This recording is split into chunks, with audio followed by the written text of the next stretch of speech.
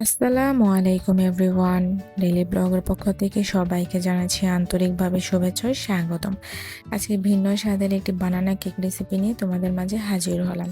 আজকে তোমাদের সাথে শেয়ার করব তোমরা কিভাবে কলা দিয়ে মজাদার একটি কেক রেসিপি তৈরি করে খেতে পারবে। লাইফে তো আমরা অনেক ধরনের কেক খেয়েছি, আজ নয় বানানা কেক খেয়ে ট্রাই করে দেখব কতটা মজার। তা না বাড়িয়ে চলে যে আমাদের মূল ভিডিওতে।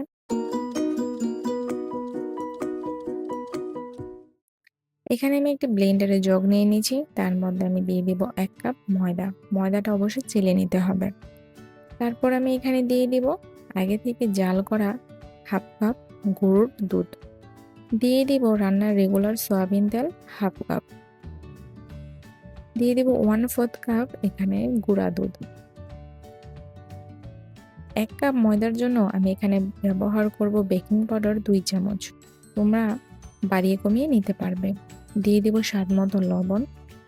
আর আমি এখানে ব্যবহার করব ফ্লেভারটা যেন নাইস আসে, সেজন্য এখানে আমি ঘি ব্যবহার করলাম। দিয়ে দিব আমি এখানে হাফ কাপ চিনি। দিয়ে দিব দুটো রুম টেম্পারেচারে ডিম। ডিম দুটো ফ্রিজে থাকলে অবশ্যই আগে থেকে নামিয়ে রাখবে। দিয়ে দিব মূল যেই উপাদানটি সেটি হচ্ছে কলা। আমি এখানে কলাটা স্লাইস করে কেটে দিলাম।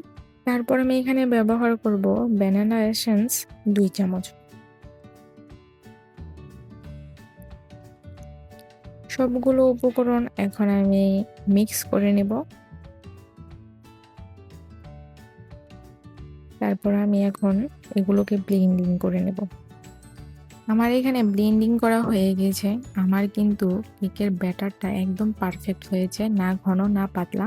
তোমাদেরটা যদি ঘন হয়ে যায় তখন একটু তোমরা এখানে আরো 2-3 চামচের মতো তরল দুধ এখানে ব্যবহার করতে পারো। আর যদি কেকের ব্যাটারটা পাতলা হয়ে যায় তাহলে এখানে সামান্য একটু ময়দা ব্যবহার করতে পারো। তারপর আমি এখানে যে মোল্ডটার মধ্যে আমি কেকটা বেক করব, সেই মোল্ডটার মধ্যে আমি রান্নার রেগুলার সয়াবিন তেল দিয়ে ব্রাশ করে নিলাম।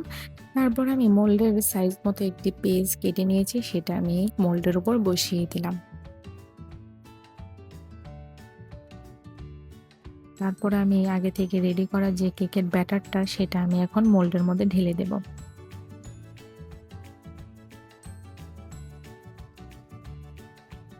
আমার কেকের ব্যাটারটা আমি মোল্ডের মধ্যে ঢেলে দিয়েছি। এখন আমি 2-3 বার এটাকে ঝাঁকিয়ে নেব, যেন কোনো ধরনের কেকের মধ্যে লাম্পস ক্রিয়েট না হয়, একদম সমান হয় সেই জন্য। তারপর আমি এটাকে নিয়ে যাব এখন বেক করার জন্য। আমি চুলাতে একটি পাতিল বসিয়ে নিয়েছি, তার উপর একটি স্ট্যান্ড দিয়ে দিয়েছি। আর এখন আমি কেকের যে ব্যাটারের মোল্ডটা আছে সেটা আমি এখানে বসিয়ে দিব। আর ঢাকনা দিয়ে ঢেকে দিব। ঢাকনার মধ্যে যদি কোনো ছিদ্র থাকে তাহলে সেটা লবঙ্গ বা টিস্যু দিয়ে এটাকে তোমরা বন্ধ করে দিতে পারো।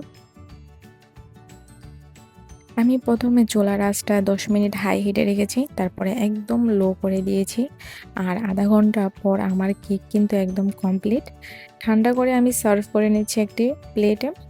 আমার কেকটা কিন্তু একদম পারফেক্ট হয়েছে, দোকানের কেকের মতো। আমরা যদি পারফেক্টভাবে বাসায় কেক তৈরি করে নিতে পারি তাহলে কিন্তু সেটা দোকানের থেকে হাজার গুণ ভালো হয় আর স্বাস্থ্যসম্মত হয়।